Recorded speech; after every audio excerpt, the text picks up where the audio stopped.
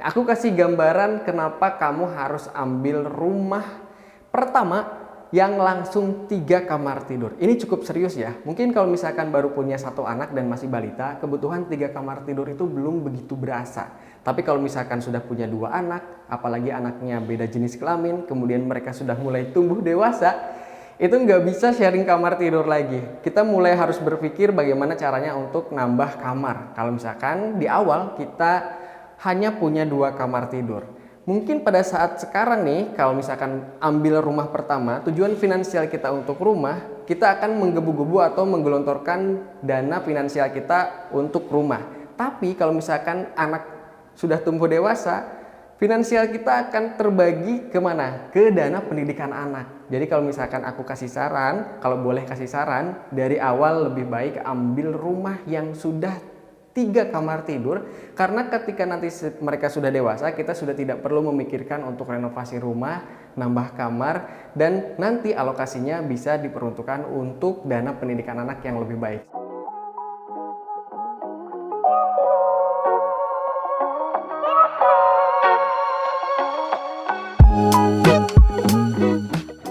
Halo, assalamualaikum. Muhammad Febi kembali hadir untuk mengajak kamu home tour ke salah satu rumah yang ada di perumahan Sakinah Residence Cilegon tahap 2. Nah, udah tahap 2 lagi ya. 3 tahun lalu masih tahap 1 dan sekarang udah masuk ke tahap 2. Aku mau review rumah yang tipe Kauru, yang tipe extend. Ini luas bangunannya 68 meter persegi, 2 lantai, ada 3 kamar tidur dan 2 kamar mandi.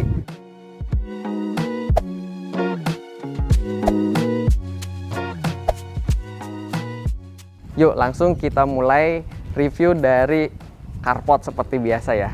Nah, carportnya di sini dibikin lebar banget, 4 kali 5 meter. Ini salah satu carport yang jadi rekomendasi saya. Kalau misalkan kamu punya carport, buatlah carportnya selebar mungkin.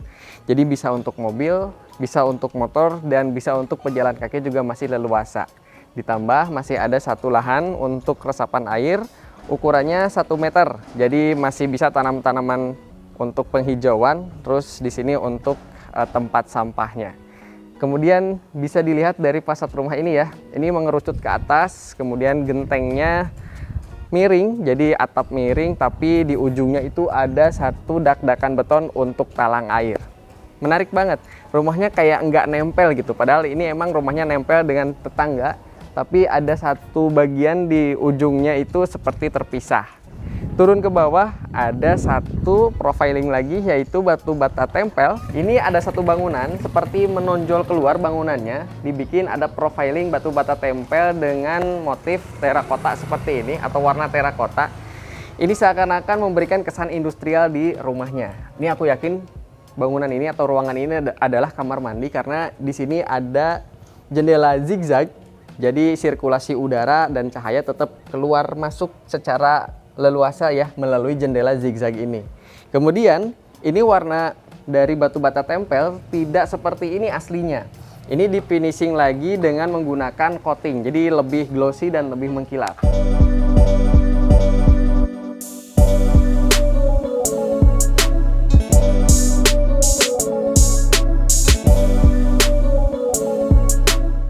Fasadnya ini dia pakai 1 bukaan jendela yang lebar banget, gede. Jadi dibikin 4 partisi. Kalau misalkan salah satunya ada pecah atau kerusakan, hanya diganti bagian yang rusaknya saja. Dan untuk semua kusen yang ada di rumah ini semuanya menggunakan kusen aluminium yang premium warna hitam. Kenapa lebih memilih aluminium? Karena lebih ramah lingkungan dan tentu saja akan lebih awet, tidak akan mudah kena rayap atau dimakan usia.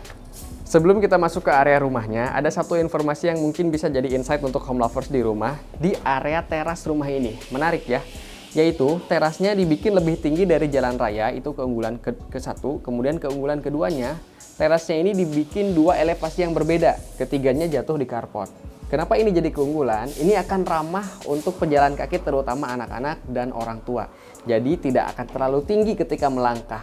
Kemudian 1 lagi ciri developer yang cukup serius memperhatikan detail dari rumahnya adalah Coba perhatikan, di bawahnya ini, di bawah elevasinya ini masih ditambah lagi dengan keramik, artinya tidak hanya plesteran aci saja. Kemudian nutnya juga dia bikin satu kesatuan yang lurus dari ujung sampai bawah sini. Jadi nutnya ini nyambung, kemudian di bagian bawahnya nyambung, masih nyambung di elevasi yang kedua, dan sampai ke area carport juga nyambung. Nutnya satu garis, tarikan garis lurus. Nah, itu adalah salah satu ciri developer yang cukup memperhatikan detail. Kemudian di area carportnya dibikin lebih miring dengan tali-tali air, sehingga kalau misalkan ada hujan ataupun ada genangan air akan lebih mudah jatuh ke area jalan raya. Sedikit kita bahas mengenai pintunya. Pintu dari rumah ini menggunakan solid engineering wood. Apa itu solid engineering wood?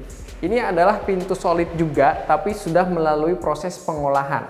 Di dalamnya ada balok-balok kayu solid, kemudian di finishing dengan menggunakan veneer. Veneer itu adalah lembaran kayu sebagai pelapis terluar satu furnitur rumah, seperti salah satunya adalah pintu ini. Jadi ini lembaran veneer, kemudian di dalamnya adalah kayu solid juga. Kelebihannya pakai kayu solid engineering wood. Yang pertama, kayu solid engineering wood ini atau pintu engineering door ini lebih stabil, tidak akan mudah memuai, tentu saja akan lebih tahan terhadap rayap, akan lebih awet. Kemudian dari beratnya juga lebih berat dari solid biasa karena ini adalah kayu olahan. Dan dari segi tampilan, kayu solid engineering wood bisa terlihat lebih rapih dan bisa dimodifikasi sesuai dengan keinginan dari si pembuatnya. Dari segi warna, dari segi tampilan, ini juga masih bisa dilapis lagi menggunakan cat duko agar lebih tahan air.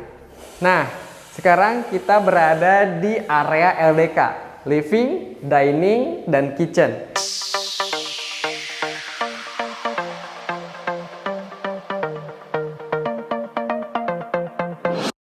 Untuk luasannya dari pintu utama sampai ke folding door sebelah sini ukurannya 5,25. Ini bisa jadi dua area, yaitu area living, bisa simpen sofa nanti di depan sebelah sana, dan kemudian di sini area meja makan atau area dining.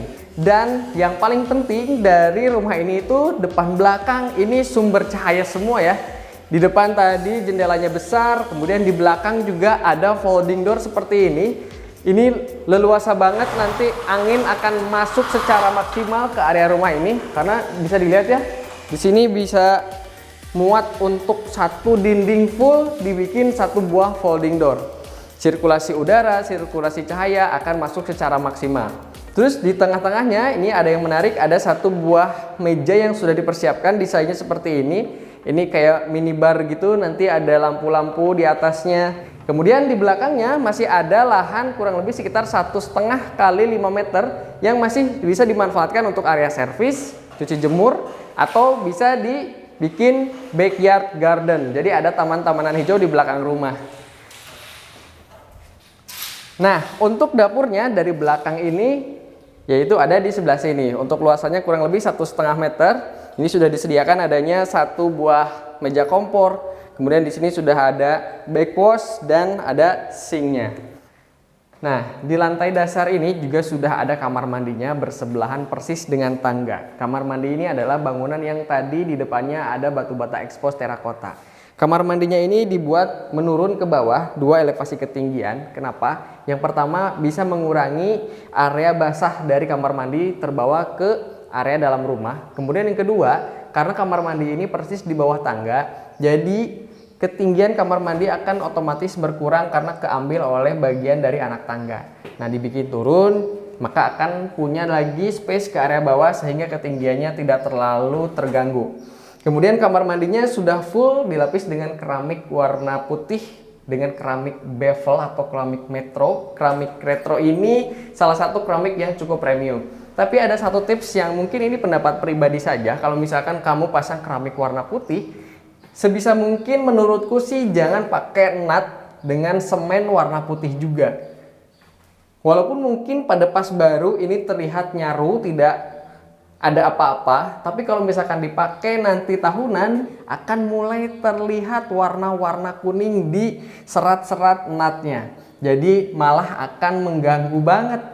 Lebih baik dari awal pakai aja nut dengan warna yang lebih dominan gelap. Tidak lupa, kamar mandinya juga sudah dilengkapi dengan sanitary, kloset duduk, dan ada showernya juga. Sekarang kita naik ke lantai atas, ada 3 kamar tidur. 3 kamar tidur di lantai atasnya dan masih ada 1 kamar mandi. Yuk kita lihat ke atas.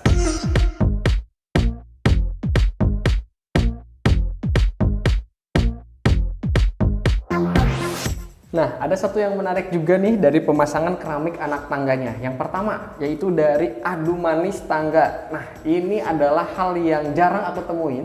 Jadi ada adu manis keramik itu lurus banget, smooth banget, lembut banget. Ini ada satu bagian dari satu bagian lagi dari keramik yang bikin si adu manis anak tangganya ini tidak berbahaya sama sekali. Karena tidak sedikit yang bikin tangga itu adu manisnya lancip dan itu menurutku agak cukup riskan dan berbahaya.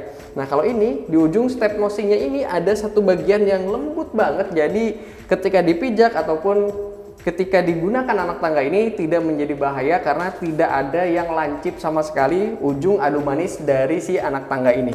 Ini benar-benar diperhatikan, ini tidak lebay, tapi perlu disampaikan bahwa untuk bikin tangga itu yang ideal adalah yang seperti ini. Ujung adu manis anak tangganya tidak lancip, tapi halus banget seperti ini tuh. Ini ujung anak tangganya aku berani gini-gini karena tidak akan terluka sama sekali karena tidak ada lancip-lancipnya banget. Terus pemasangan keramiknya juga ini cukup unik ya, karena ketika aku lihat dari atas, potongan atau tarikan dari si natnya itu seperti melingkar satu kesatuan. Nah, mungkin bisa kelihatan nggak ya? Jadi kayak muter gitu si natnya. Ini juga cukup diperhatikan oleh si developernya. Dan untuk si pemasangan keramik ini menggunakan motif kayu, dibikin satu kesatuan yang jadi lebih menarik aja gitu dari sambungan keramik ke keramik yang lainnya.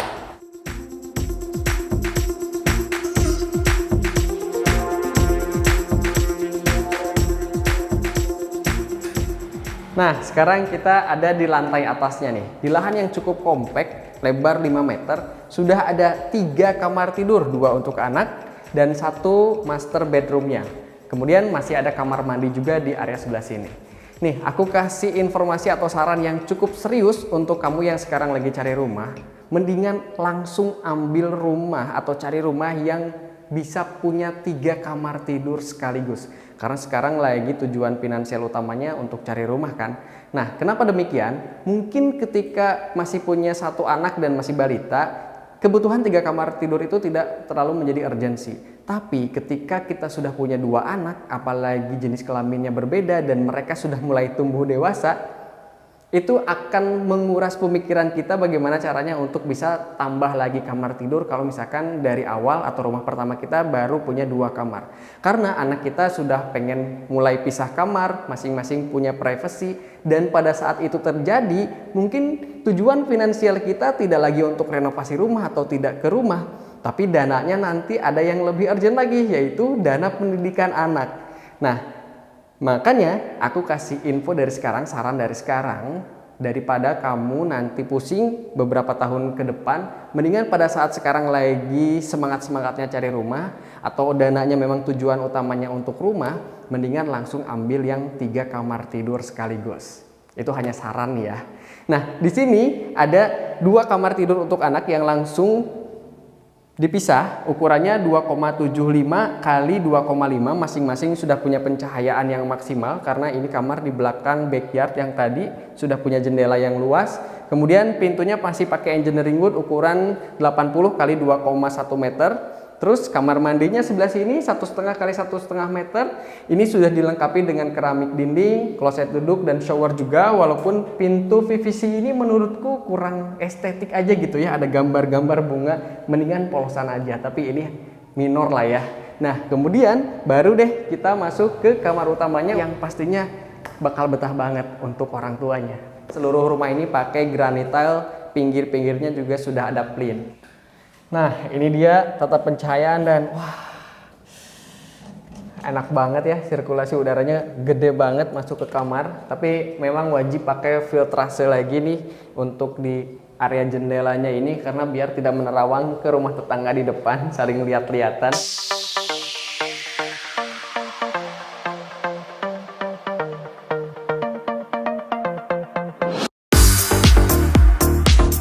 Harga rumah tipe Kauru di Sakinah Residence Cilegon ini dimulai dari 400 jutaan dengan beberapa mekanisme pembayaran, yaitu cash keras, I do recommended, soft cash, dan KPR dengan promo DP 0 rupiah dan subsidi angsuran 2 juta per bulan selama 1 tahun.